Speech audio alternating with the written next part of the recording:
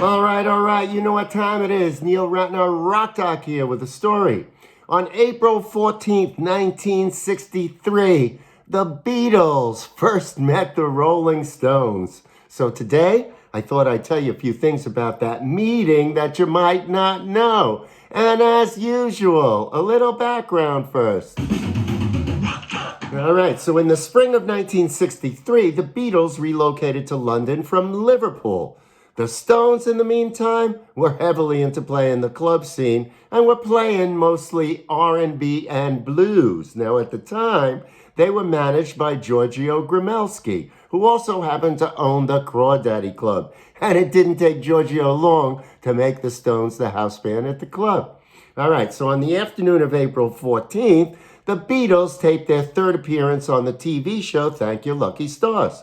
Grimelski, who the Beatles had met through their manager Brian Epstein, was at the studio. And he approached the boys during the taping and he said, "Hey, you guys, you've got to listen to this band on the way home tonight. You got to come see this band when you finish recording the show. It's on the way back. You just got to come."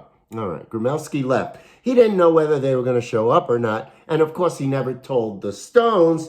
He didn't want to disappoint them. He didn't want to. So at any rate, he just went back to the club. Now, Grimelski's timing couldn't have been any better since the Beatles were newcomers to the London music scene. And they were very anxious to get out and see what was going on. All right. So they arrive unannounced at the club in the middle of the Stones' second set. Bill Wyman was totally freaked out to see these four figures all dressed alike in suede overcoats and leather caps. And he said to himself, "Shit, that's the Beatles."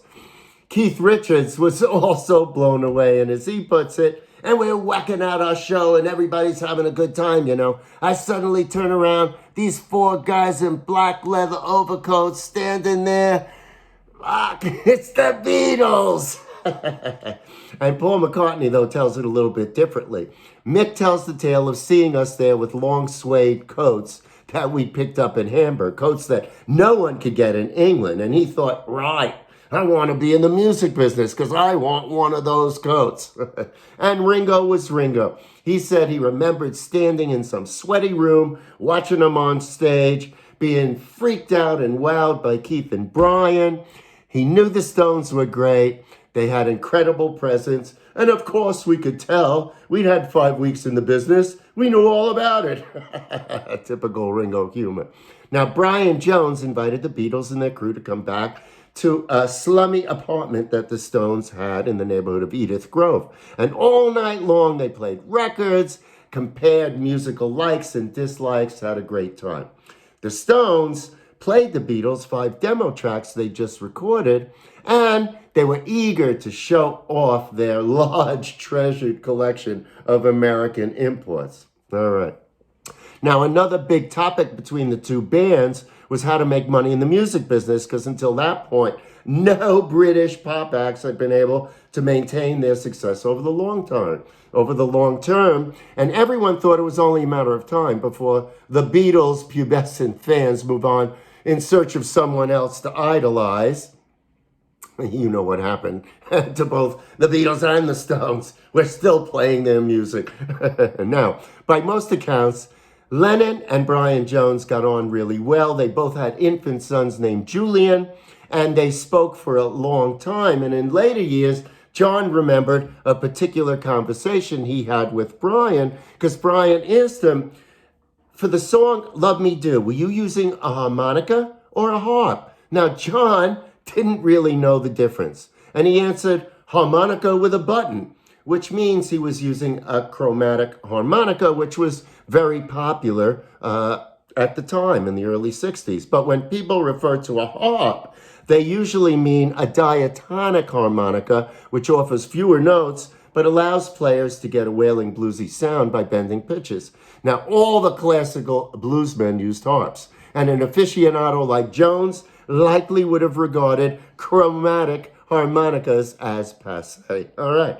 But John got the message. And a few weeks later, the Beatles were getting ready to perform Chuck Berry's I Gotta Find My Baby for a BBC radio show called Pop Goes the Beatles. Now, when the DJ, Lee Peters, tried to introduce the song by saying that it would feature Lennon on harmonica, Lennon sharply cut him off. Harp, it's a harp, Lennon said. What's a harp? Peters asked, obviously taken aback. The harp. I'm playing a harp on this one. You're playing a harp? Harmonica I play on Love Me Do. Harp on this one. All right, so you knew John Lennon would get the message, and he certainly did. The Beatles and the Stones went on to be good friends. They didn't have the rivalry that the press tried to make it out to be.